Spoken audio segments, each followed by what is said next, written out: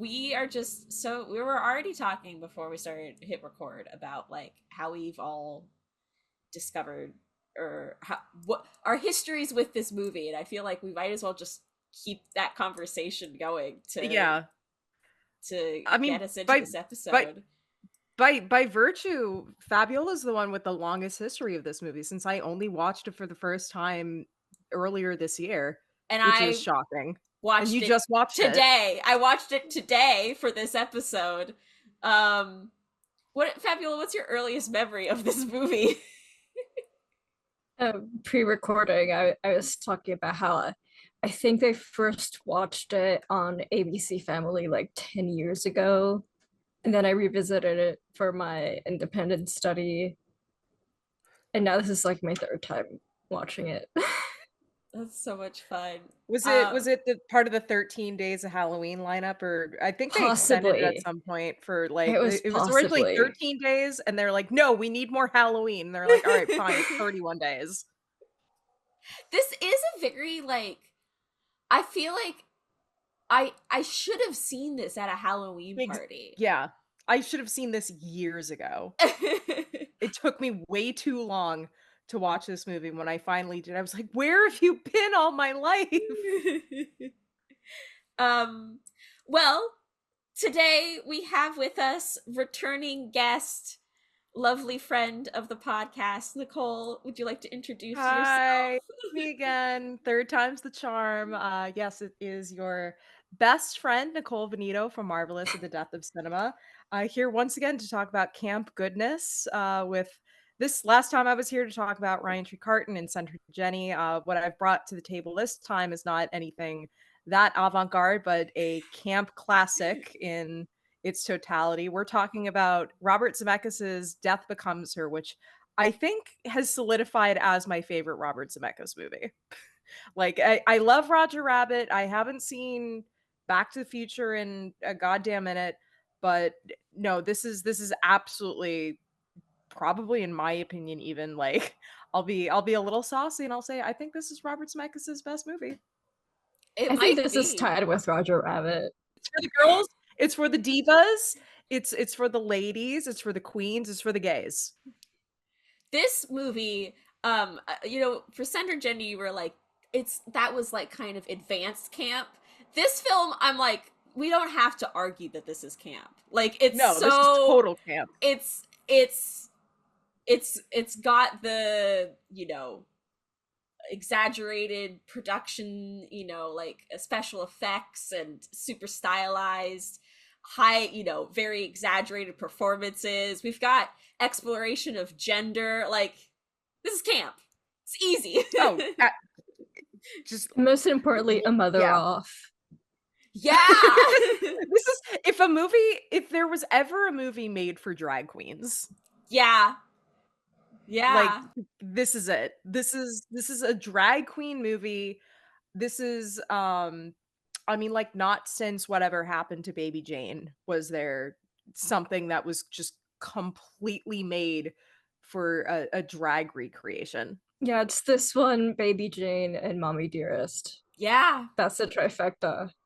And of course Mommy Dearest. How could I ever forget Mommy Dearest? And we discussed Mommy Dearest last season, and we discussed whatever happened to Baby Jane earlier this season. So we're checking the boxes. The tri that's a square.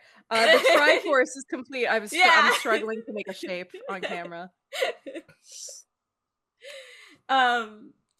Well, Fabiola, why did you pick this for besides obviously all the reasons we just listed, but why did you pick this way back when you were doing your independent study as something to talk about?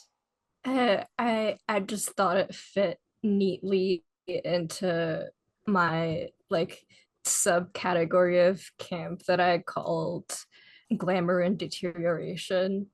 Oh. I mean, that's Yes. basically what this movie is about. And like the independent study was also like focusing specifically on films from the 60s through to the 90s.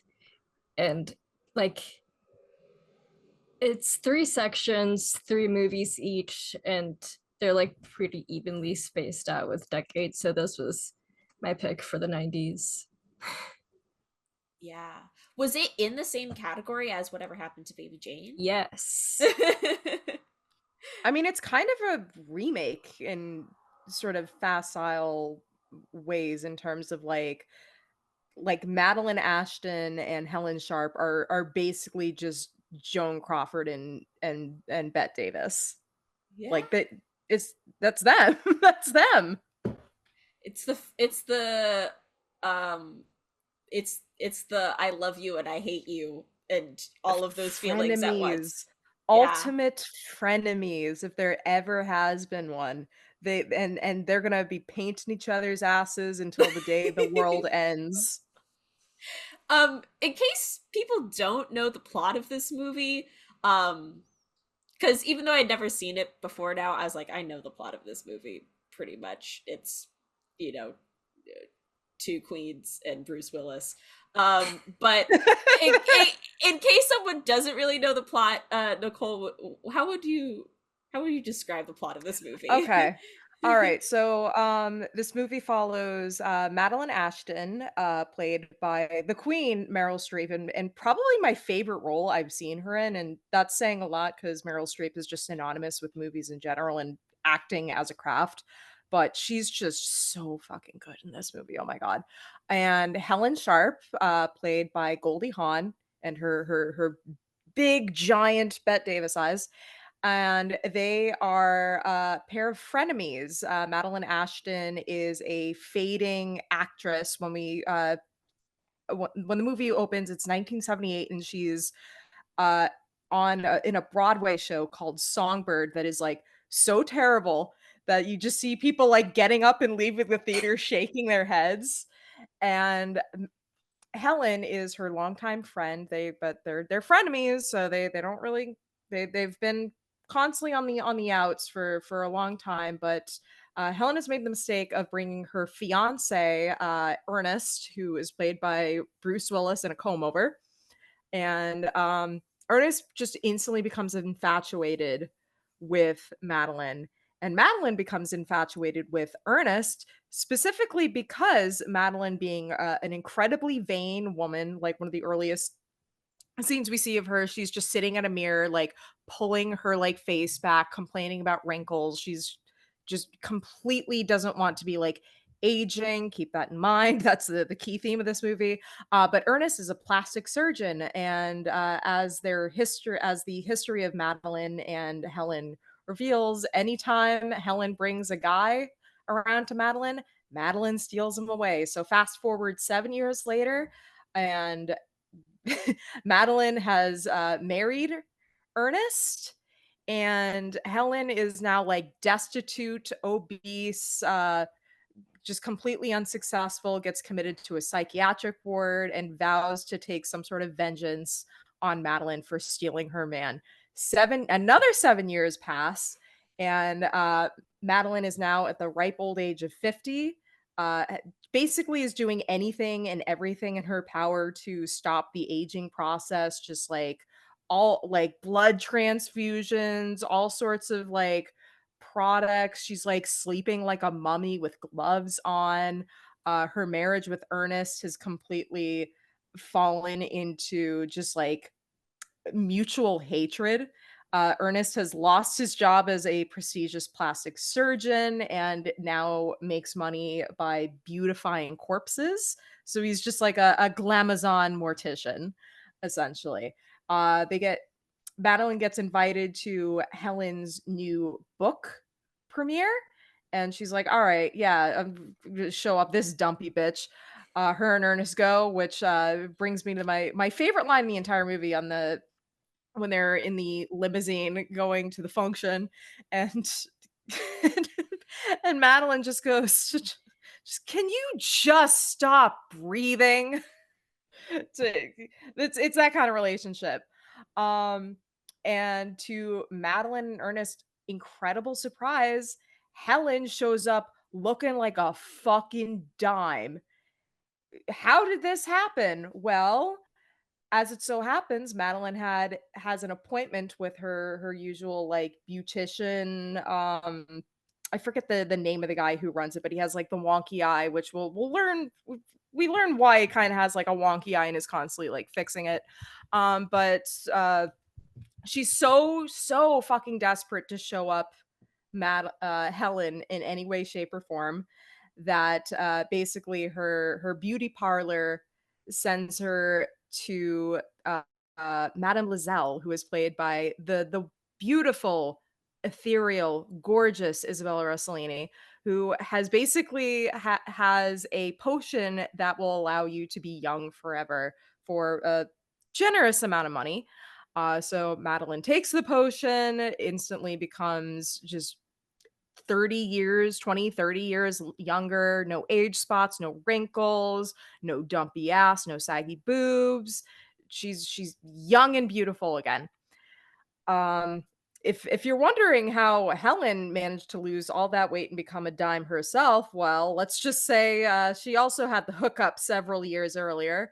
And basically these two queens end up going at it. But the caveat, because this is a very like Faustian deal that they've made to preserve their beauty and their youth, is that they need to take super care of their bodies, because if say you are in a mortal accident and you die, well, your body stays young, but you're basically a walking talking zombie.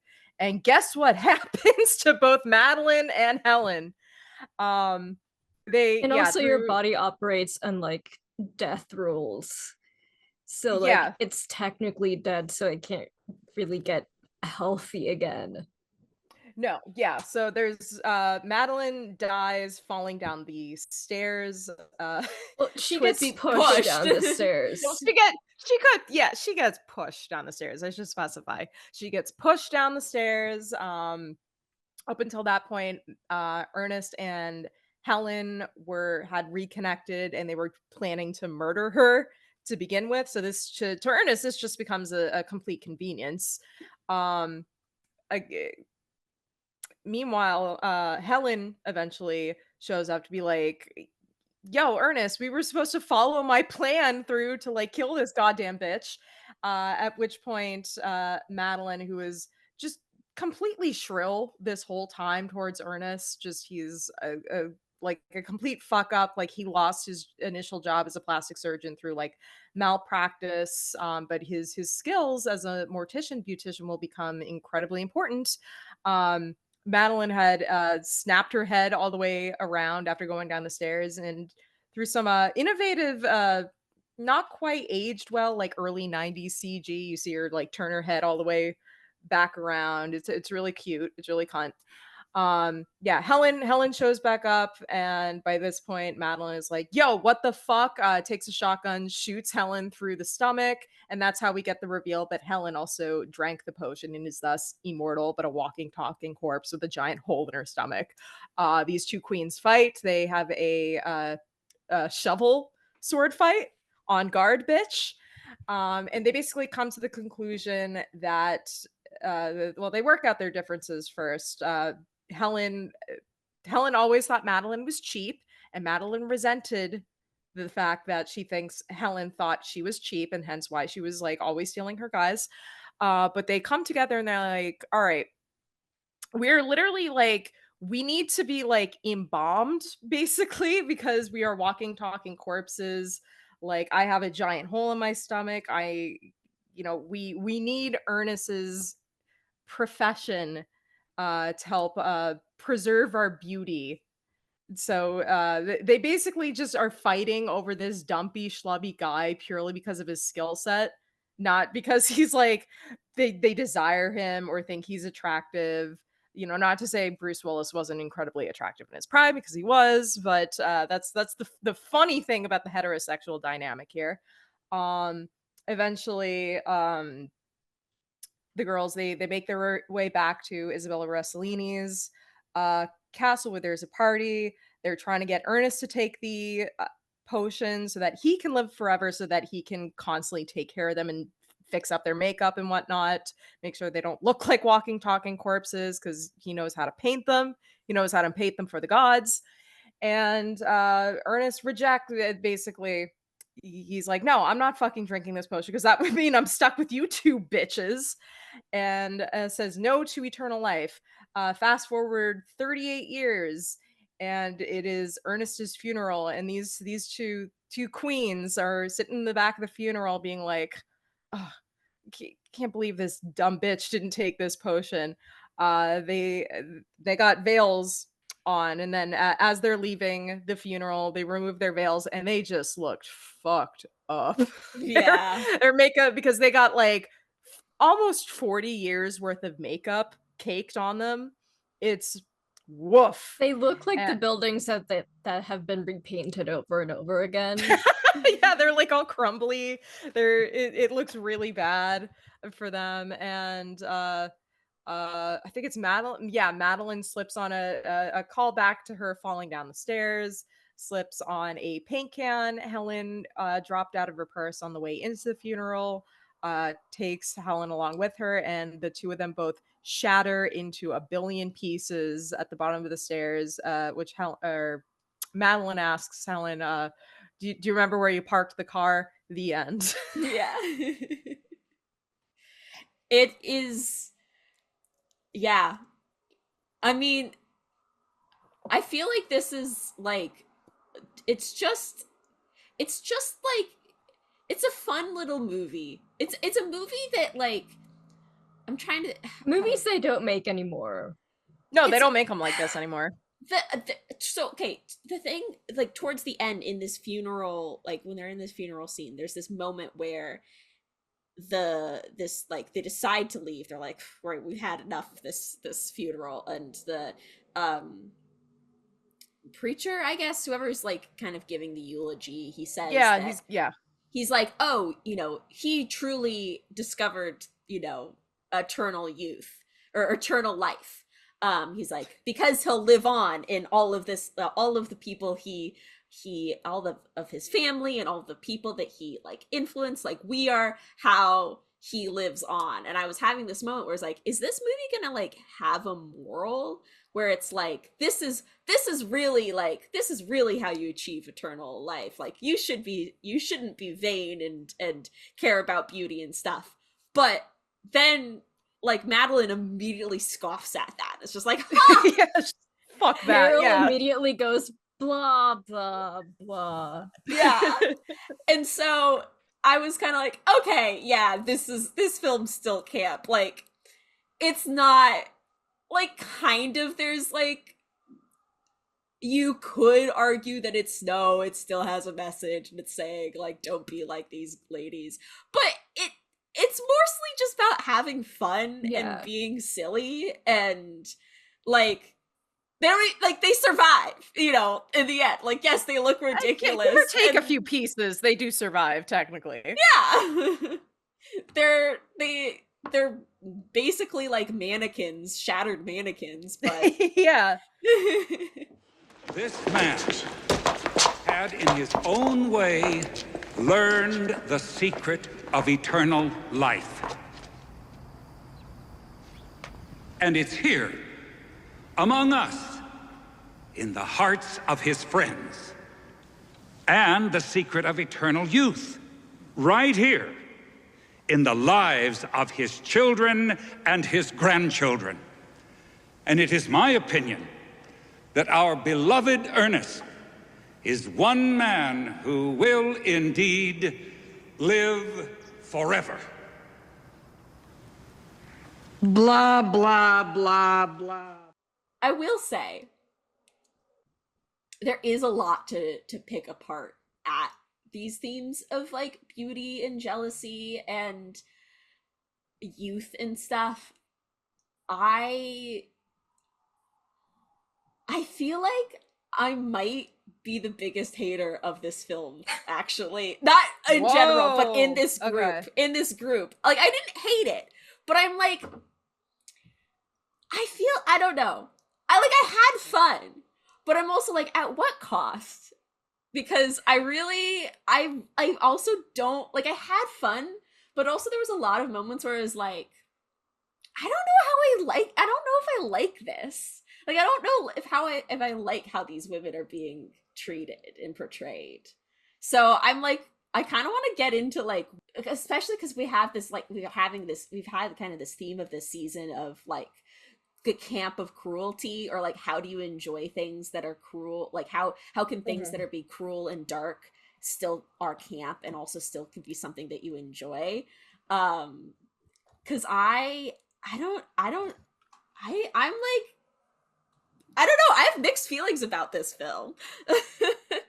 Well, I think the thing that, like, because obviously this isn't this was written by two men who they're that goes without saying, you know, not that like great or like men are like incapable of making interesting or fun or smart movies about women, but the screenwriters for this, they really in terms of what they were going for, they were like going for originally like a $5 million independent like B movie Interesting. between them. Like they there was a article for Vanity Fair a couple years ago written by Christy Puchko, where David Coep, who was one of the screenwriters, he described this movie as being Night of the Living Dead if George Cukor had directed it. um and so I think a lot of the, at least for me, and vast swaths of like drag culture and gay culture, what they've really latched onto with this is just the fact that like two messy queens going at it, two glamazons desperately trying to hold on to their beauty in a world that just constantly makes like female appearances and youth like the be all end all of like our worth. Yeah, that's fun to watch. And I think so much of like the camp value in this also derives from, again, I always go back to I think from like the first episode I was on, where we kind of came to a consensus of like a broad description of camp of being things being what they're not. And Madeline and Helen embody like the worst traits that patriarchy ascribes to women. They're vain. They become, you know, at 50 years old, they fucking hit the wall, so they're old. Helen becomes like grotesquely fat at the beginning of the movie. They're both shallow, they're shrill, they're incredibly competitive. There's not a like a maternal bone in their body. And I think like camp really sits comfortably in the distance between reality and authenticity, as like reality and authenticity and performance and inauthenticity. um so a lot of things that I think can read as like sexist or mean spirited when it comes to how this movie depicts women doesn't really bother me, because this is what we're seeing essentially, in my opinion, is female drag. We're seeing Yeah. these you know, Meryl Streep, who is the most acclaimed actress of her generation, just totally successful, gorgeous. I mean, she's in her 70s now, but like even like when she's playing like the 50-year-old like decrepit, and she doesn't even look that bad, like version of Madeline, she's got that like old Hollywood glamour to her. um Goldie Hawn, who had been working since like Laugh-In the 1960s, you know, famous for, you know, her bright smile and her big beautiful eyes. Like these are two incredibly successful actresses, and uh, that camp value also comes from the fact that like metatextually these are again two incredibly beautiful women playing these like shrill, decrepit, like campified versions of these like female archetypes. Yeah, like not only are they like iconic actresses, they're also beloved and like highly Mhm. respected actresses as well. So it's also just fun to watch them be horrible. I love messy bitches. I love messy bitches so much. And I guess it's also like there's camp too of like the way we're introduced to Madeline is that she's so horrible that everyone has to walk out of the show. Like, even though actually, side note, I was like, good. It looked like a fun show. Like, what? It's not that bad. I It's think it was based on I think it was supposed to be like a musical based on a Tennessee Williams play. Oh. And so I think there's also like a there's a joke there just in sort of the like discordancy between like a Tennessee William play and like an Andrew Weber style like musical one woman performance. Um Yeah. and yeah, I think you know these two women, they're essentially turning themselves into these ludicrous caricatures of femininity, and that's in essence sort of like how you would describe like the performance of drag. Like their gender performance is taking to this mortal extreme of making a Faustian deal with Isabella Rossellini wearing like cunty jewelry. and uh, come on, we love divas. They're divas. They're complete divas. Like their costuming and their makeup just invokes like that old Hollywood glamour that a lot of drag and like queer culture has been very enamored with for decades.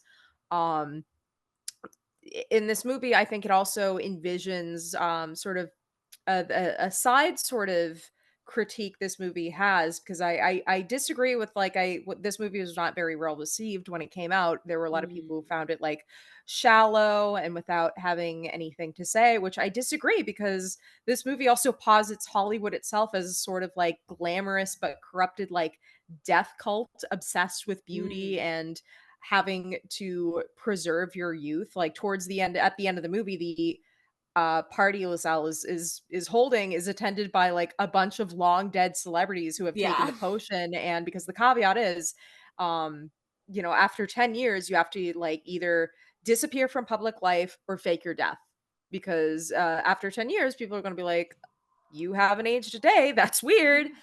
So there's definitely more going on underneath the surface beyond this being just like Heathers if Tim Burton had taken a swing at it. In the sense of like super quotable, also about sort of like the worst traits like women can have and how they like throw them at each other at each other's expense. So there is a lot of substance to this movie. I forget, I think it was Willow McClay said this, and she called this a sexist masterpiece. Oh. It could be either Willow McClay or it could be Annie Rose. I forget which one of them said it, but I agree with that sentiment. Yeah, and I think there's also the argument to be made that Bruce Willis is doing drag in a way in this movie, because like at least the image that we have of him now is like this action star who's really cool. Meanwhile, he's just this little guy with glasses and sweaters and a comb over and a kiss the cook apron. And he's like the most stressed out man in the world in this movie. Yeah, only slightly less stressed out than he is in like 12 Monkeys. But there's also just like his positioning in this movie, because again, he's like one of the schlubbiest guys I've like you'll in the movie. Like he is like he's like the guy in this movie, like the main male character, and these two women are fighting over him, not because they actually like really romantically desire him. It's because of what he will do for them in terms of being able to like touch up their paint job for the next like 100,000 years. It's like materialistic, right? And completely on guard, bitch. Girls, let's just calm down. I'm sure we can settle this peacefully and what? You should learn not to compete with me. I always win. Ha! Ha! You may have always won, but you never played fair. Oh! I don't care how I played. I won! I'll just be upstairs. Yeah, that's because you could raise your legs higher and wider than anyone. And better! But look at you now. Yeah! You couldn't raise an eyebrow without major surgery. I've raised a lot more than an eyebrow in my day, you skinny, phony, hollow bitch! Yeah, well, you lost your one and only talent. Which was one more talent than you had, you thing that is like what is hardest for me to get over, like the hurdle for me to like fully like say that I'm like, oh yeah, I enjoyed this movie, I'd love to watch it again, is that 7 years later cut of showing Helen, and it's just like it just is so like, it feels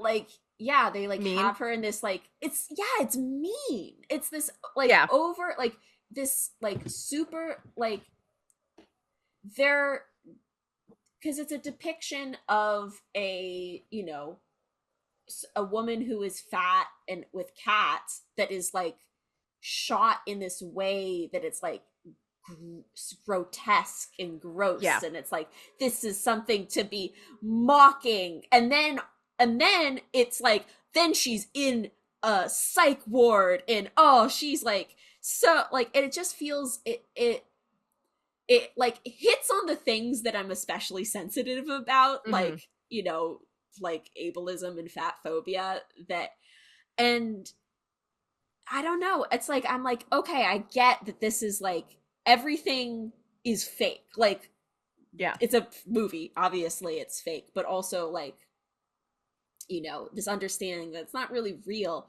but it does feel like that kind of, even if it's a brief, these brief scenes can do harm, like to kind of like to continue to reproduce images like that in a way that I'm like, it can affect real people.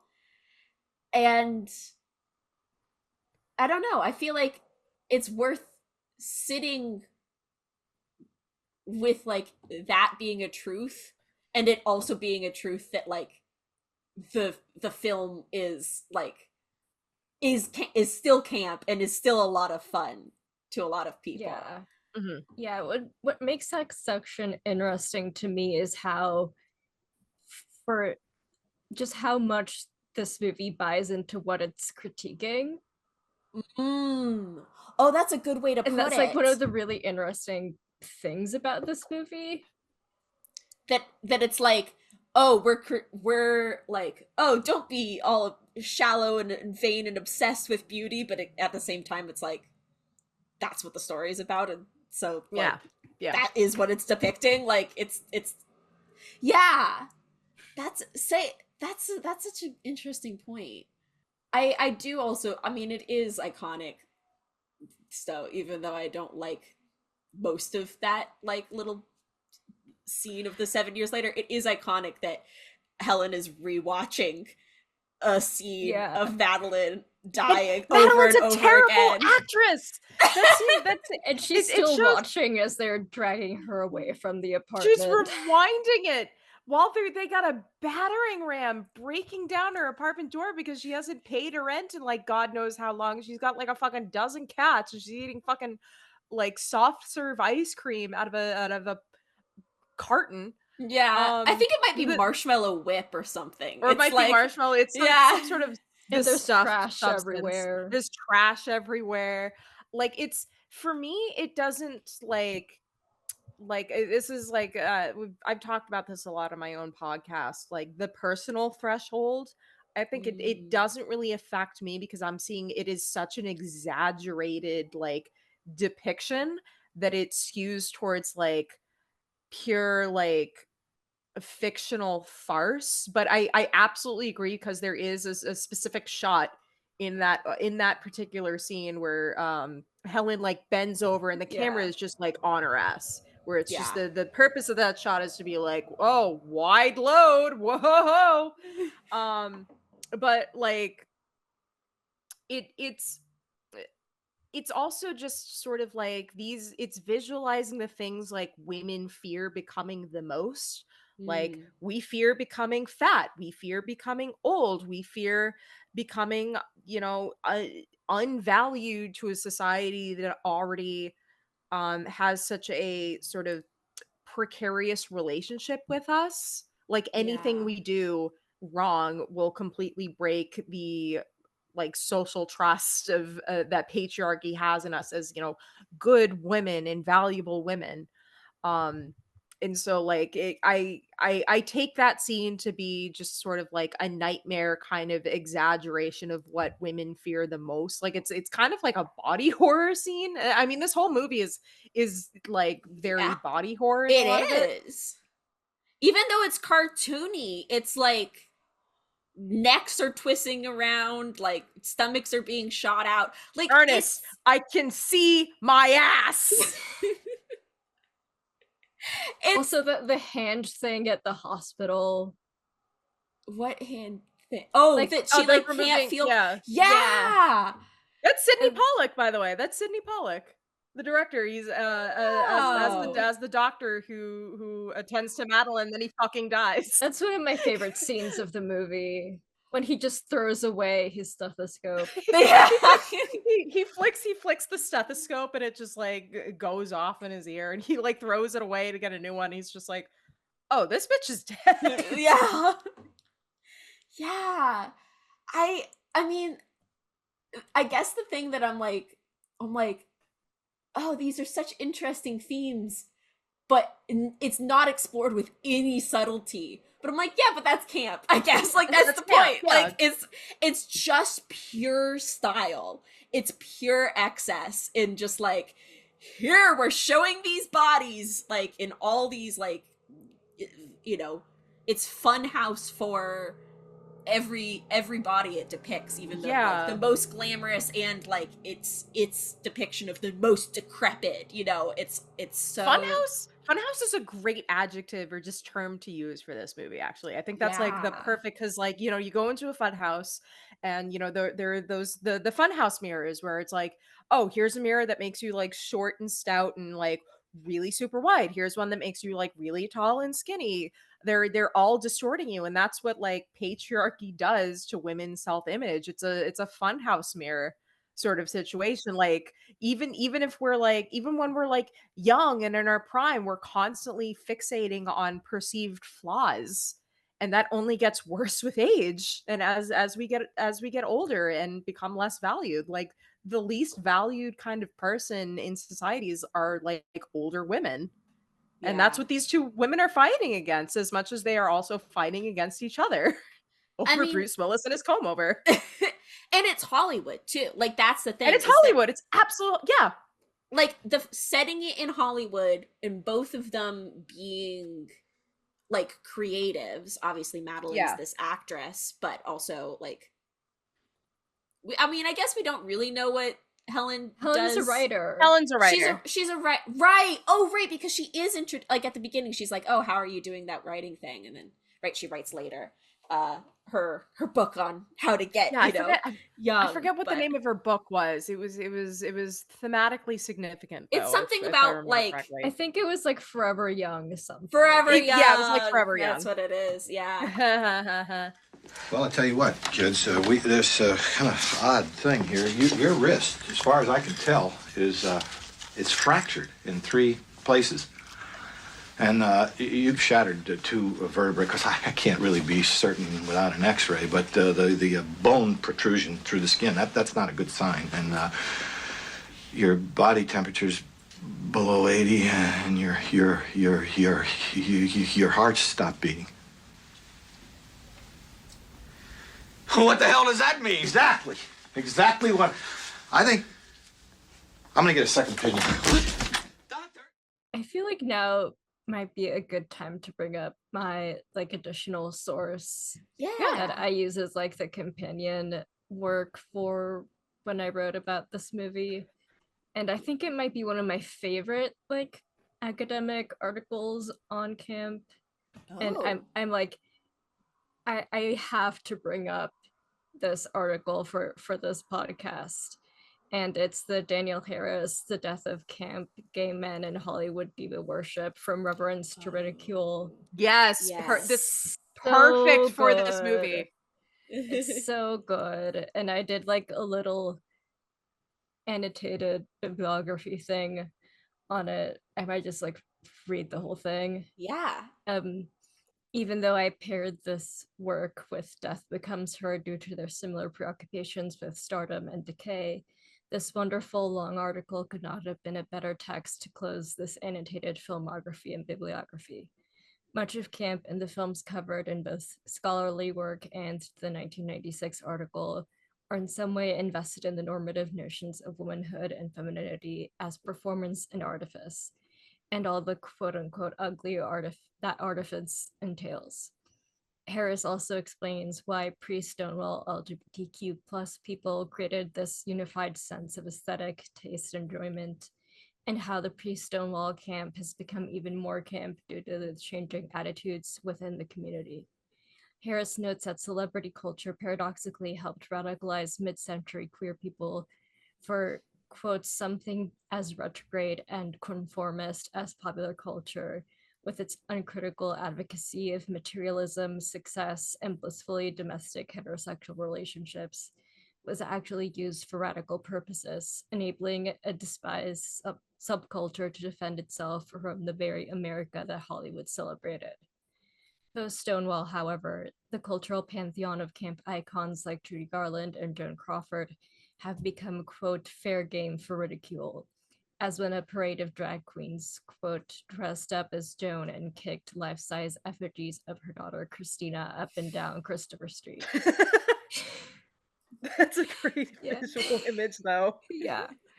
When Mommy Dearest, the film, was released, the queer community did not know what to do with the inherent contradictions of camp, the feeding on the socially approved accessible glamour of Hollywood, and the fear of having an obsessive contact with Tinseltown cheapness.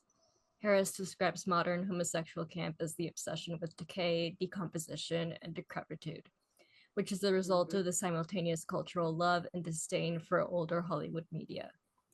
Photo camp is about the death of glamour, the hilarious realization that the diva was not a goddess, that she was flesh and blood. Daniel Harris gives camp an aptly camp definition. Camp is the final rite of the religion that failed, the satirical requiem of the heathen fetishist who has lost faith in his god, who has watched too many reruns and seen too many incriminating photographs and read too many kiss and tell biographies to believe in the myth of glamour. Camp is the audiovisual jagged blend and conscious appreciation of the false, the earnest, the depraved, the radically positive, the old-fashioned, the childlike, the sleazy, the colorful, the cruel, the glamour, the dirt, all at once. It is elusive, contradictory, and culturally informed, and it wouldn't be camp if it wasn't. Damn. That's Yeah. I mean, that's like it's like perfectly made for this movie. Yeah, that was the closer for my independent study. Oh. Yeah. Yeah, I mean this movie has such a massive gay and I should also just specify like drag queen following. Like I don't know, I've been watching a bunch of like or I should say trying to catch up on some seasons of RuPaul's Drag Race. And I don't know if you guys remember in season 7 they had a runway that was inspired by Death Becomes Her, where Oh. that was the famous one where Violet Chachki came out with the like insanely snatched waist with the breathing apparatus. Yeah. Only done up by Kennedy Davenport's how do I describe her look on that runway? Looks like a rooster that was gutted and then had crystallized, as Oh she said, yeah, because the of that trait. glamazon ready for the runway. The glamazon. And I have a quote from Jinx Monsoon for that Vanity Fair article I mentioned earlier, where she was asked sort of like because this movie actually had a immense amount of impact on her persona. But she said in sort of answering what the appeal of this movie to her, like queer people in the drag community is, I think this is a trait that runs through the queer community, the obsession with the hyper feminine female villains. I think it's a combination of it being a strong female character who you love how evil she is, you know? I don't know why that is a trait that appeals to queer people so much, but it's pretty consistent among the queer community. I think it has something to do with feeling like outcast and imagining yourself in this position of power where even though you're the outcast, you still have some sort of power and strength within you. Um I mean, this, as I said earlier, this movie is just like made for drag queens. Yeah, and Meryl and Goldie like carry this movie. Yeah. Oh my They god. I mean, it's completely the carry queen it. show.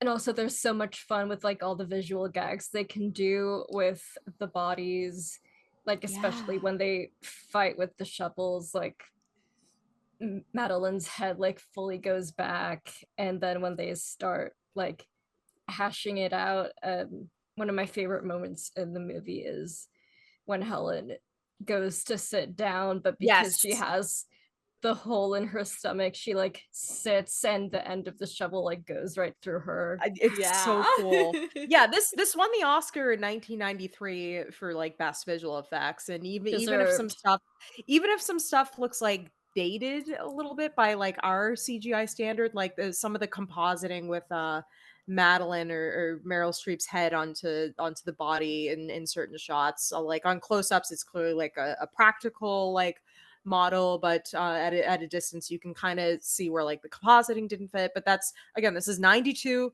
It's fine. Yeah. This It is still looks this cool. it looks better than anything Yeah. Robert Zemeckis is currently making right Yeah. now. They Look need at to it. take away his computer. Take away his computer. He makes the ugliest. How did he go? I just want to say, how the fuck did he go from like making like this and Roger Rabbit to like the Polar Express? Like some of the butt ugliest movies I have Yeah. ever laid my eyes on. And it's because we should not have let this old man get a computer that was like that could like a laptop. He needs like a giant, like we shouldn't have given him anything past like a 95 PC. Yeah. Because like even Forrest Gump, no, too much. I don't want to see like a white guy composited into like the Selma March. No, fuck that. Get that out of here. No. Polar Express, butt ugly, dead in the eyes. This is just like oozing with style. And again, because it's like early 90s, you can't, like, this is like around the same time as like Jurassic Park, and Jurassic Park similarly had to integrate its CGI visual effects with some like practical stuff, which I think is really the way to do it. And then at some point, Robert Zemeckis was like, "No, it is all going to be done by computers, and there's nothing tactile your eyes are going to be able to hold on to. I'm going to make the ugliest fucking movies. And everyone is going to be Tom Hanks. Everyone is going to be Tom Hanks. What way are their eyes looking? I don't know. Here, enjoy my horrifying CGI movie."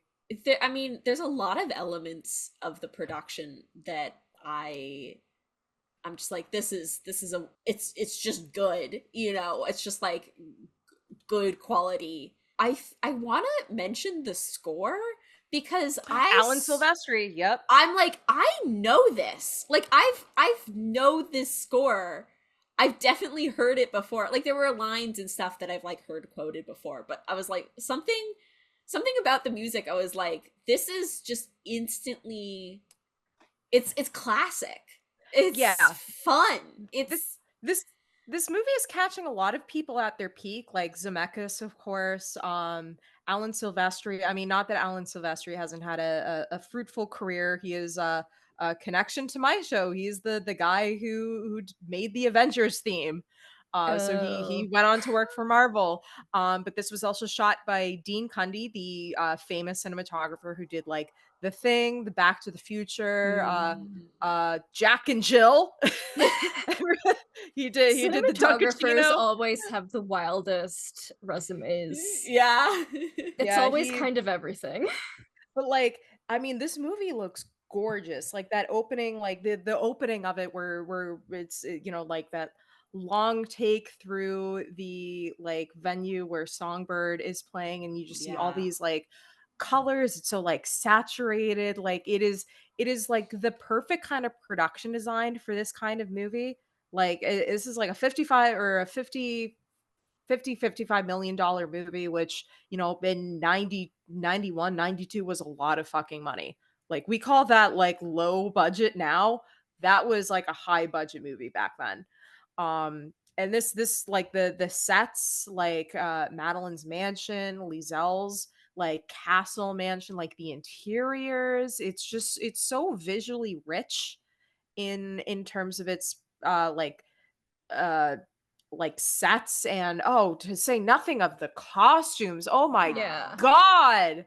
Oh my god. Like I think my favorite outfit in this whole is the like tulle pink, like I don't even know how to describe it, like jacket that Yeah. Madeline like wraps around herself, and she's like wearing just this like one piece black bodysuit, and it's so gorgeous. It's like the silhouettes you see in this movie are great.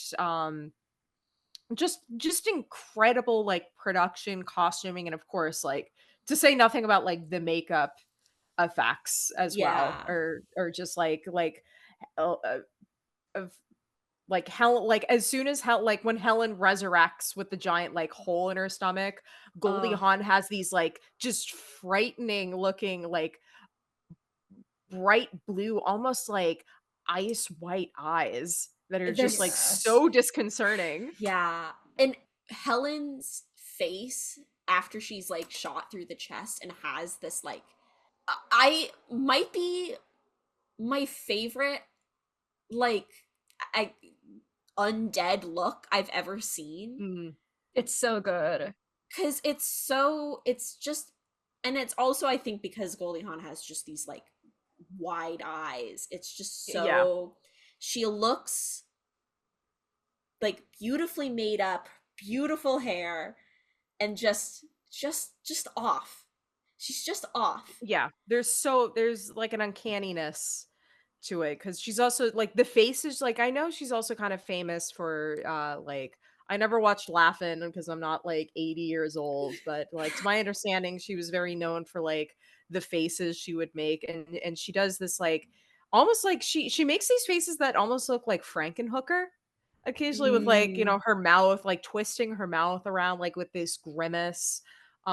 She's very like expressive facially, and Meryl Streep, of course, she's just like just playing to the She's fucking Meryl. rafters. She's like she's just savoring every line of dialogue, just like a fucking Disney villain. yeah. Like, but I mean, both of their like Helen more towards the like, you know, just gradually becomes like, she starts out as this very like meek Yeah. character, and just gradually becomes like more embittered as like Madeline keeps fucking up her life. um but it just Meryl Streep, I can imagine, I didn't look this up, but I have to imagine this must have been like oh, must have been the movie that got her cast in like The Devil Wears Prada, as like, you know, Oh, not that that's the This same sort of feels, performance, but in terms of like it's the same kind of type. yeah, it feels like Miranda Priestley adjacent. yeah. Coincidentally, like these might be my two favorite Meryl Streep performances that I've seen. She's so fucking good in this. Like I gotta see. I know Meryl Streep has done like other comedic roles. Like I gotta see She Devil with her, which is her and Roseanne Barr. Where similarly Meryl Streep is like very glammed up in that movie, and I think that's also like very similar to this. To I think that's Suzanne Siedelman. Yeah, it's Suzanne Siedelman. I think, and the crux of that movie is also something like very similar thematically to this in terms of like female beauty standards, because it's, you Mm. know, gorgeous Meryl Streep and then like Roseanne Barr. Um, so I think I just love seeing Meryl Streep in this sort of like campy glamazon kind of comedic role. I think she I mean, she's not called the greatest actress of her generation for no fucking reason. And this is again, I'm no Meryl Streep expert, but this is among my favorite role that I've seen her in, because it's so quotable, and she's just so fucking funny to watch. What? Are you nuts? What are you, nuts? Comedy is also just hard to get right. Yeah. And she nails it Also, completely. I have to say, shout out to the editing of this movie too, because a lot of comedy comes from just the performances, but it also Yes. comes from the Yes. pacing. It's such a well, like, there's some good, like, you know, comedy is timing, and editing is timing in a film. And I mean, I think the best one is the I promise you, like, you know, Madeline, what has no effect over me. Means nothing to me. Hard cut to wedding. Yeah, no, that's immediately the one I was thinking of. Yeah, it's the editing of this is so on point. The cinematography of this is so on point. The production design, the performances, like, it's again, I'm like kicking myself for not having watched this at least like 10 years earlier. Like, where's this been all my life? How have I slept on this movie for so long? It was just, it's such a joy. It was such a joy to watch and then rewatch.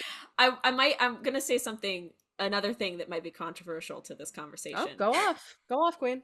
I think Bruce Willis is actually the best performance in this movie.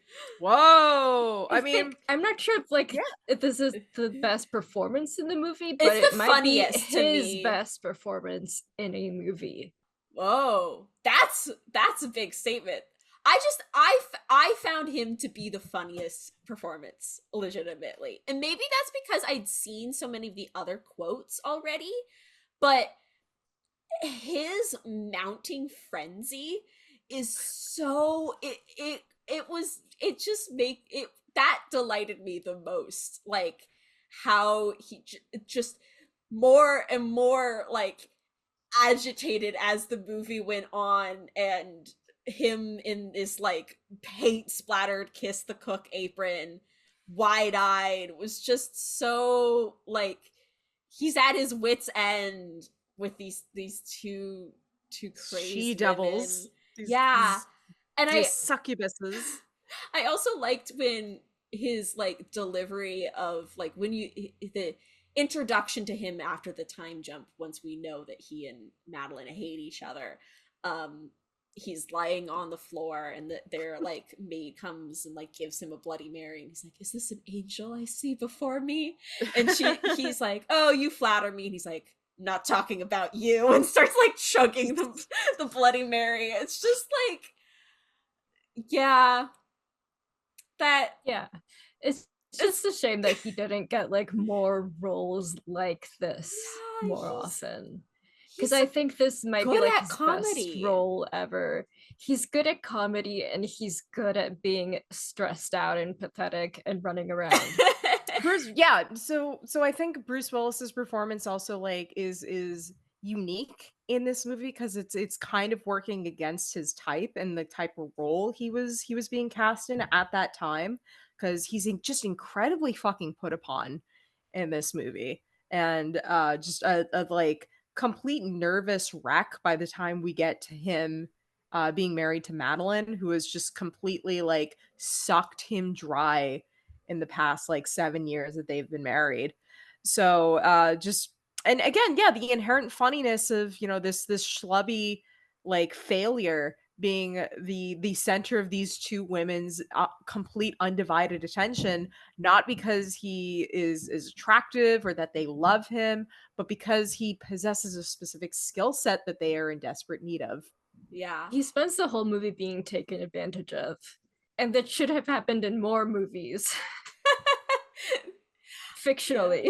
Yes, fiction. Yes. I think it's really interesting. It's also like one of the layers of like artifice within this movie of his particular skill. He obviously he started off, he's like, oh, he's supposed to be this you know, this brilliant plastic surgeon, and we see Madeline basically pulling him away from that, and so then he's this mortician, is able to, you know, do these makeovers on corpses, and it's with spray paint. Yeah, because it makes it, there's a whole scene earlier in the movie when when he and Helen go to, or when he and Madeline go to Helen's book launch, and one of his previous a woman belonging to someone whose corpse he had treated, and he's talking to her about you know, how he did them up with makeup, and he's like, well, yeah, I went to the hardware store and I got spray paint, and she just becomes fucking horrified. Yeah, but yep, that's one of my favorite scenes. Set up with, you know, like the way people are made beautiful in this movie is so interesting, because it's like they're there's this you're struggling to have like all these procedures and weird blood transfusions and makeup, and then it's like, okay, you get this eternal youth and you're dead. And it's like, then it just makes it the beauty process fake after that. It makes it more unreal, it's not just like you're going to be doing your makeup, it's that you're literally a corpse that is being painted with spray paint. And yet that's also like the reality of like what corpses look like, especially like after they've been done up by a mortician. Like, I'm pretty sure I did talk about that in my independent study, but yeah, that scene is one of my favorite scenes because of how like everyone like wants to be beautiful and look a certain way, but like when it comes to like delivering the truth of how that happens, it's like immediately horrifying. Yeah, and like later on, like after after Madeline has like broken her neck and is just physically fucking dead, uh you see like Ernest embalming her. And then at one point he uses cement. So he's like filling her with cement. It's like all this like, but that's like not so far removed from like the shit women will literally put into their bodies in order to preserve their youth and their integrity. Like dangerous, like God knows the sort of like substances we are willing to ingest or inject into ourselves just for the sheer hope it'll like get rid of a few wrinkles or make our asses look a little bit more firmer or give our boobs a bit of a lift. Like we will put ourselves, like women will put ourselves in just mortal danger in order to be beautiful. And that's not any sort of like fault individually with women. That's a complete like systemic patriarchal pressure that is put upon us because like after 30, like for me, like I've hit the goddamn wall. It's only a matter of time before I have to start like injecting cement into my boobs so they can stay like firm, or like get like a crane to lift my ass up or something, or like inject, I don't know, like bear cub stem cells into my face in order to like keep it from getting wrinkly. Is that an actual procedure that's No, or you just no. I was No, like, what? No, but it's only a matter of time until that becomes like the new thing. Like Ozempic. Like I don't like they're like the whole like trend of Ozempic going on where it's literally like that's its own version of like I feel like you could make a parallel between like the magic potion in this movie and like something like Ozempic or these like miracle weight loss kind of drugs that like all the celebrities are getting in on in order to, preserve the fact that they're like skinny legends. But, God knows what the health consequences of that are going to be. And it's like not even meant to be for weight loss anyways. Like it's supposed to be for people with diabetes. Yeah. Oof. What does it do? How old would you guess I am? I wouldn't. Come on, don't try to flatter me. 38.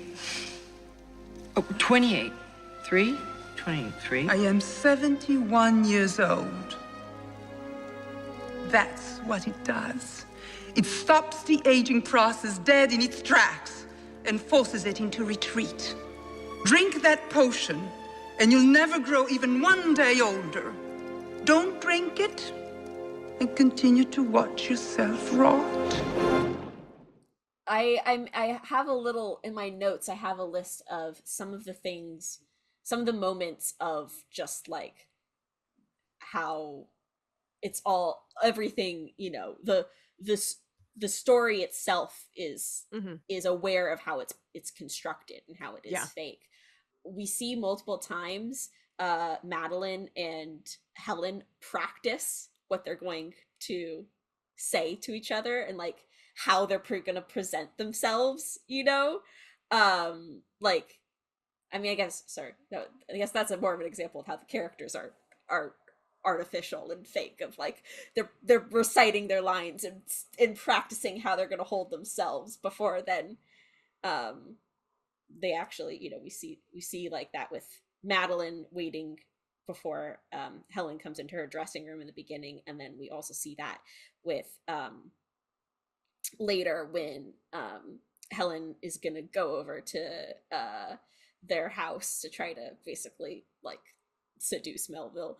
The moment when the movie also kind of announces itself of being like it's everything is staged is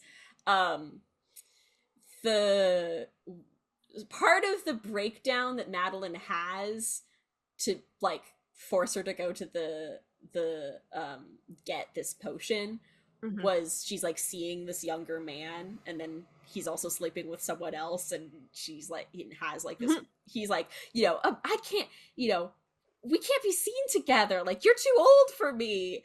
And he says like you should find someone your own age. Thunder immediately starts raining. She is being drenched and is like sobbing and crying. Yeah, I was waiting to bring up the fact that this is in LA where it's raining and thundering constantly. Yeah, famously rainy town, LA. LA with like a fucking castle? Like Don't worry about it. That's movie magic. That's movie magic, of course. I also just find it also like significant that Lizelle is played by Isabella Rossellini, who herself is the, famously the daughter of Roberto Rossellini and Ingmar Bergman. Ingrid Bergman. I was Ingrid. like, here's Ingrid Bergman. I always confuse her name Ingrid. with the other Bergman. Their names are too similar. Especially because they work together at one point. Yeah. So it's like Ingmar and Ingrid. So like, she herself is this, like physical manifestation of, not just like Hollywood, but like movies in general. And so I think her casting in this is also very significant and takes on that additional like metatextual importance. And I gotta say, like, Isabella Rossellini, she's like older now, and she's aged very gracefully. Like she does, they're so cute. They're on the Criterion channel right now, where she's just done like these videos about like the sex habits of like insects and animals. That's like her own like cute little project. Her Instagram is so lovely because she has a farm, and she just has like videos of like, my dog gave birth to puppies, or like, here's me, I'm trying to eat my salad and a sheep came and ate my salad. And it's so sweet. She's just living, she's like, this is. Hasn't she also watched the end of Evangelion? She did, or she at least or I don't know if she watched it, but she posed in front of, because her movie, I forget the name of the movie. I think it was Problemista. No, it was La Chimera. La Chimera. They were showing La Chimera at the IFC Center along with End of Evangelion. So she was like posing out in front of the marquee for La Chimera, but it also said End of Evangelion. I was like, yes, queen. But yeah, like Isabella Rossellini, she's like really embraced aging now, which makes it like her role in this even more sort of interesting in retrospect as well. Like I don't think people give Isabella Rossellini enough credit in this movie too, because she's not like front build.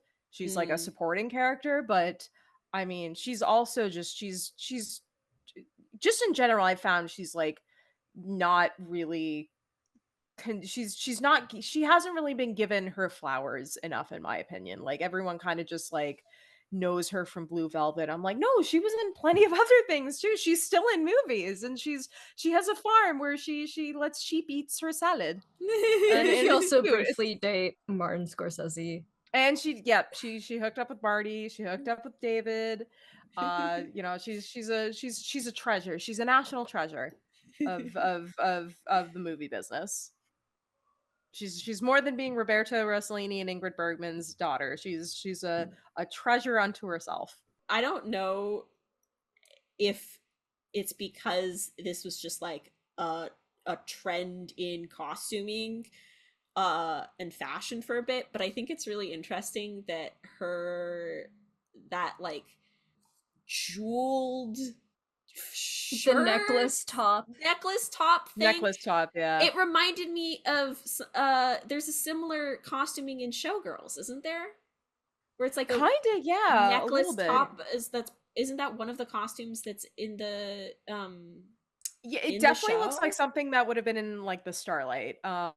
It's very yeah, I mean all their outfits are just like I mean the huge overlap between this and Showgirls in terms of you know not only it being about women being completely catty bitches to each other, but just in terms of like this is like a complete eleganza glamour um with like that underscore of like campy and tackiness to Yeah. it that camp sort of sensibilities love so much because yeah you got all those like I just yeah again I love so much of the like texture and the style of this movie that it just like perfectly lends itself to like camp and especially drag sensibilities because it is like all like femininity just taken to a complete farcical extreme.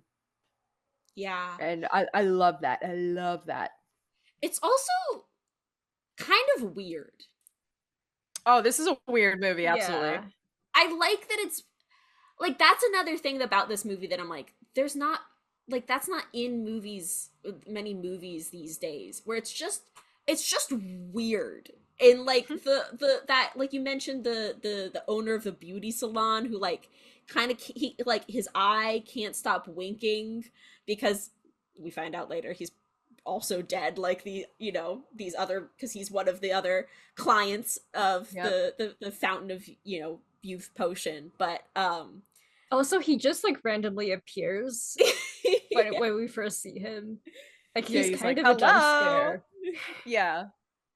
But yeah, all of like the like kind of the weird body horror parts of it are, it's just like it's it's quirky isn't the right word.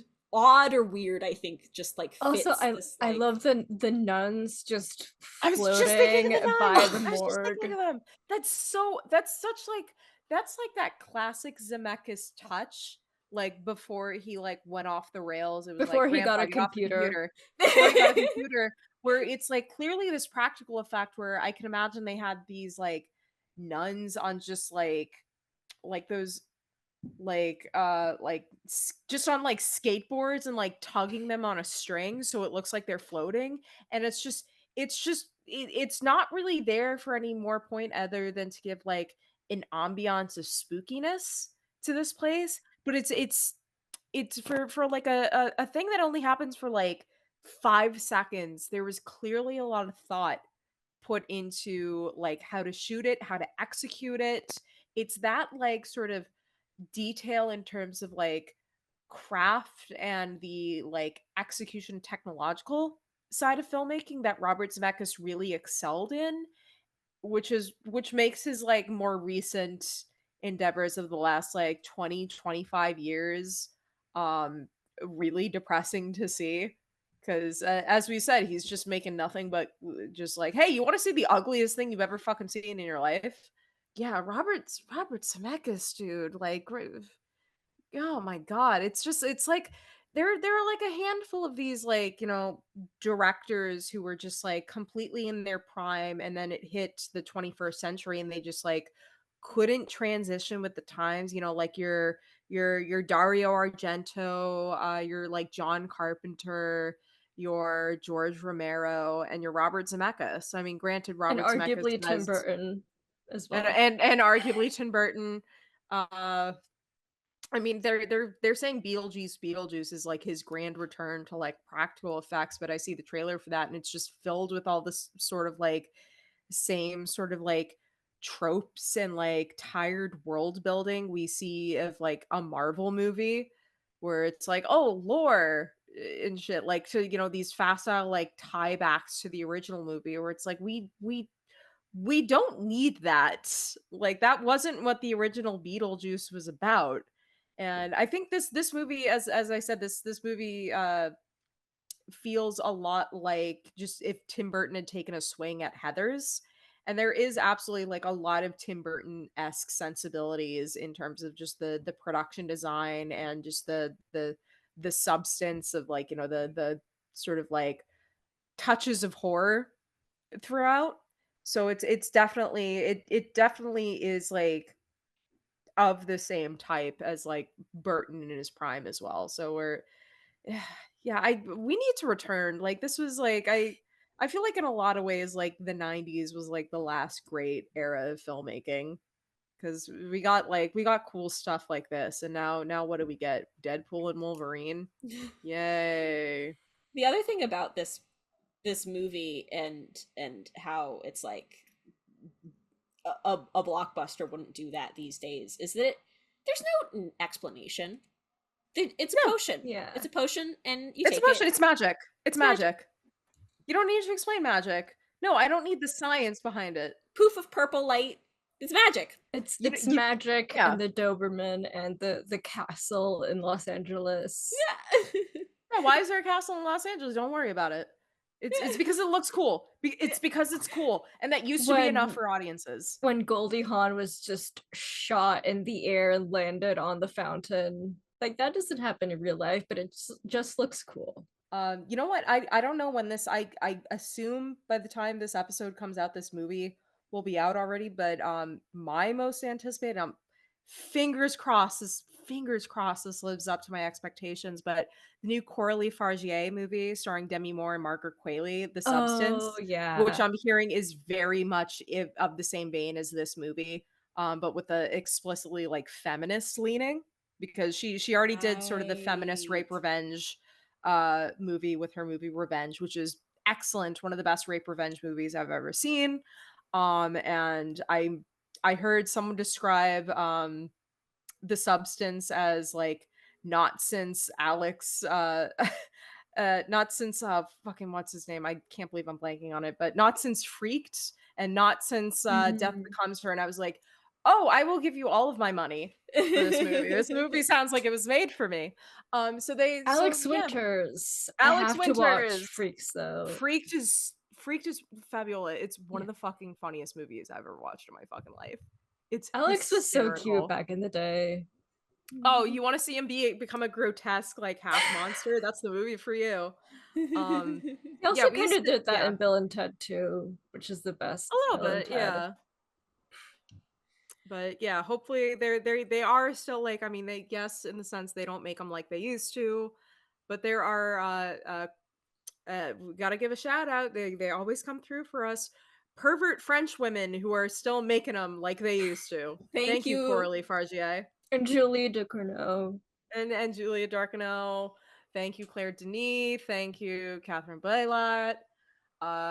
Insert numerous other French pervert women here. Thank you. We love and support our troops. Those are the real troops. I can't believe that you can... I'm a girl. I feel like we might have kind of come to the end of our discussion. Unless you guys have other big things you wanted to bring up. Maybe favorite outfits or favorite I was gonna looks. say favorite outfits and any last favorite quotes. Yeah, perfect. Oh yeah, I got one quote I didn't say. Madeline, or I think it's Madeline to Ernest. Do you know what they do to soft, bald, overweight Republicans in prison, Ernest? Yeah, that's one of the best lines. Very Heathers, very Heathers-esque, very Daniel Waters. I feel like it's another moment where I'm just like, this movie's not afraid to be weird. When Goldie Hawn is just repeating like sexy, sensual, sex. Also, the whole montage where she's explaining the plan to Ernest is just so fun. Yeah. And they just drive the car down Mulholland Drive, and there's like the explosion behind them. Yeah, and like the burnt corpse with the alcohol bottle like fused to it. You're just pouring like tons of vodka on her fucking Corvette. Yeah, bottles that just say vodka. It's so good. Oh, this movie. I love this movie. Yep. Thank you, Robert Zemeckis. Please make good movies again. No, you can't. We got to take your computer away from you. No more computer, Grandpa. Also, okay, we didn't bring it up. And I'm surprised I haven't mentioned this before because I was like, what?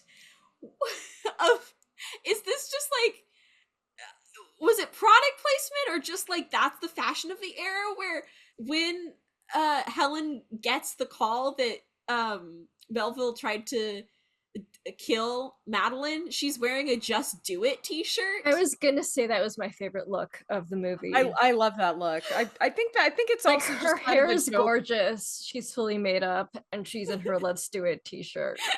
Well, because she's surrounded, like she's sitting on her vanity and it's just covered in like these vandalized pictures of Madeline with just like devil horns and like mustaches and like her eyes crossed out because she's been like planning her revenge for like 14 years. And she's just sitting there wearing a Just Do It Nike shirt, which I think that the joke of that is just, you know, just do it, just kill her. just fucking kill her. She's leaning into the fact that she wants to kill this bitch who ruined her life. Oh gosh. It's a romp. It is certainly a romp. It's a romp, it's a gag, it boots the house down. Yeah, and I feel like the perfect way of being introduced to it was just watching it on ABC Family as a teenager. Yeah, that's the ideal circumstance to watch this movie. I'm glad I finally got around to watching it and absolutely adoring it, but I definitely feel like I missed seeing being exposed to it on ABC Family. I should say now known as Freeform, but back in the day it was ABC Family. I always forget that that's one and the same. All these streaming services changing their names. Well, Nicole, thank you so much for being on this episode. I'm glad to be back. It's not a season of this podcast if there's no Nicole. Yeah, it's not giving camp if I don't make an appearance. And yep, I will be. I'm assuming the episode, my episode, we're going to be talking about Jennifer's Body on my podcast on our Patreon. That probably will be up before this goes up. I'm not sure, but listeners, sub to the Marvelous Patreon and you will get to listen to us talk about Jennifer's Body for Halloween season. That'll be, I'm sure it'll be really fun because I know that's like Fabiola's favorite movie. I really love Diablo Cody when she writes a really good screenplay, and that's like one of her best. It's another spooky like women behaving badly kind of movie. So I'm really looking forward to that conversation we'll have over it. Yeah, I think this episode will be coming out in November, so it should be out. Okay, yep.